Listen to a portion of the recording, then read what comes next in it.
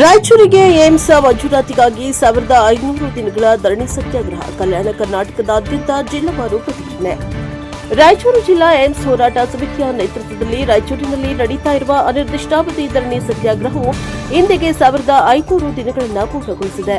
ಈ ಐತಿಹಾಸಿಕ ಸಂದರ್ಭದಲ್ಲಿ ಕಲ್ಯಾಣ ಕರ್ನಾಟಕ ಪ್ರದೇಶದ ಎಲ್ಲಾ ಜಿಲ್ಲೆಗಳಲ್ಲಿ ಏಕಕಾಲದಲ್ಲಿ ಪ್ರತಿಭಟನೆ ಹಮ್ಮಿಕೊಂಡು ಪ್ರಧಾನಮಂತ್ರಿ ನರೇಂದ್ರ ಮೋದಿ ಅವರಿಗೆ ಸಂಬಂಧಪಟ್ಟ ಜಿಲ್ಲಾಧಿಕಾರಿಗಳ ತಹಶೀಲ್ದಾರ್ಗಳ ಮೂಲಕ ಮನವಿ ಪತ್ರ ಸಲ್ಲಿಸಲಾಯಿತು.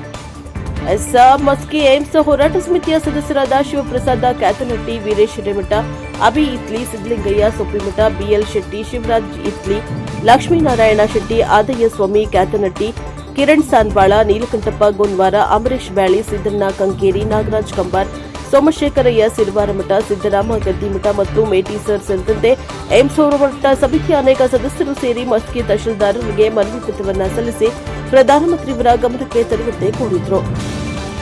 ಮನವಿಯಲ್ಲಿ ರಾಯಚೂರು ಜಿಲ್ಲೆಗೆ ಏಮ್ಸ್ ಅಂದರೆ ಅಖಿಲ ಭಾರತ ವೈದ್ಯಕೀಯ ವಿಜ್ಞಾನ ಸಂಸ್ಥೆ ಮಂಜೂರು ಮಾಡಬೇಕೆಂದು ಆಗ್ರಹಿಸಲಾಯಿತು. ಆರ್ಟಿಕಲ್ 371 ಅಡಿಯಲ್ಲಿ ವಿಶೇಷ ಸ್ಥಾನಮಾನ ಪಡೆದಿರುವ ಮತ್ತು ಕೇಂದ್ರ ಸರ್ಕಾರದಿಂದ ಆಕಾಂಕ್ಷಿತ ಜಿಲ್ಲೆ ಎಂದು ಗುರುತಿಸಲ್ಪಟ್ಟಿರುವ ರಾಯಚೂರು ದೇಶದಲ್ಲೇ ಅಪೌಷ್ಟಿಕತೆ ಮತ್ತು ತಾಯಿ ಮಗು ಮರಣ ಪ್ರಮಾಣದಲ್ಲಿ ಮುಂಚೂಣಿಯಲ್ಲಿದ್ದರೂ ಗುಣಮಟ್ಟದ ವೈದ್ಯಕೀಯ ಸೌಲಭ್ಯಗಳ ಕೊರತೆಯಿಂದ ಬಳಲುತ್ತಿದೆ ಎಂದು ಸಂಘಟಕರು ತಿಳಿಸಿದರು. ಡಾ. ಡಿಎಂ ನಂಜುಂಡಪ್ಪ ವರದಿಯಲ್ಲಿ ರಾಯಚೂರಿಗೆ ಐಐಟಿ ಸ್ಥಾಪಿಸುವ ಶಿಫಾರಸು ಇದ್ದರೂ 2012ರಲ್ಲಿ ಅದು ಧಾರವಾಡಕ್ಕೆ ವರ್ಗಾವಣೆಯಾದ ಐತಿಹಾಸಿಕ ಅನ್ಯಾಯವನ್ನು ಸಂಘಟಕರು ಪ್ರಸ್ತಾಪಿಸಿ ಕಲ್ಯಾಣ ಕರ್ನಾಟಕದ ಪ್ರಾದೇಶಿಕ ಅಸಮಾನತೆಯ ಬಗ್ಗೆ ಆಕ್ರೋಶ ವ್ಯಕ್ತಪಡಿಸಿದರು. ಕೃಷ್ಣ, ತುಂಗಭದ್ರಾ ನದಿಗಳ ಸಮೃದ್ಧ ಜಲಸಂಪತ್ತು, ಹಟ್ಟಿ ಚಿನ್ನದ ಗಣಿ, 2 ವಿಶ್ವವಿದ್ಯಾಲಯಗಳು, 2 ವೈದ್ಯಕೀಯ ಕಾಲೇಜುಗಳು ಸೇರಿದಂತೆ ಹಲವು ಸಂಪನ್ಮೂಲಗಳಿದ್ದರೂ ರಾಯಚೂರು ಅಭಿವೃದ್ಧಿಯಲ್ಲಿ ಹಿಂದುಳಿದಿರುವುದು ವಿಪರ್ಯಾಸ ಎಂದು ಅವರು ಹೇಳಿದರು. ಪ್ರಧಾನಮಂತ್ರಿಯವರು ತಕ್ಷಣ ಮಧ್ಯಪ್ರವೇಶಿಸಿ ರಾಯಚೂರಿನಲ್ಲಿ ಏಮ್ಸ್ ಸ್ಥಾಪನೆಗಾಗಿ ಅಗತ್ಯ ಕ್ರಮ ಕೈಗೊಳ್ಳಬೇಕು ಎಂದು ಹೋರಾಟ ಸಮಿತಿ ಒತ್ತಾಯಿಸಿದೆ.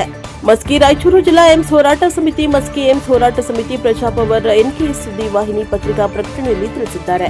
ಬ್ಯೂರೋ ರಿಪೋರ್ಟ್, ವಿರೂಪಾಕ್ಷಯ್ಯ ಸ್ವಾಮಿ ಸಾಲಿಮಠ, ಅಂತರಗಂಗೆ, ಎನ್ಕೆಎಸ್ ರಿಪೋರ್ಟ್, ಮಸ್ಕಿ.